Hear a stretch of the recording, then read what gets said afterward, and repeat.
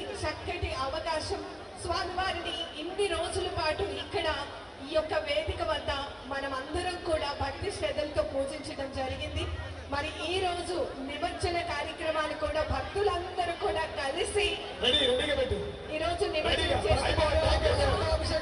స్వామివారికి గమనించండి, ప్రతి ఒక్క కార్యక్రమాన్ని మనము పసుపుని ఉపయోగించి కార్యక్రమాన్ని మొదలు పెడతాం.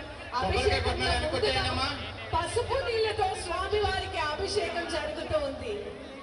కొబ్బరికాయ కొట్టిన వెనక్కి వచ్చేయాలి, భక్తులు వెనక్కి రావాలి. జై భోలో గణేష్ మహారాజ్, జై బోలో గణేష్ మహారాజ్ కి, జై బోలో గణేష్ మహారాజ్ కి. గణపతి బప్ప, గణపతి బప్ప, గణపతి బప్ప.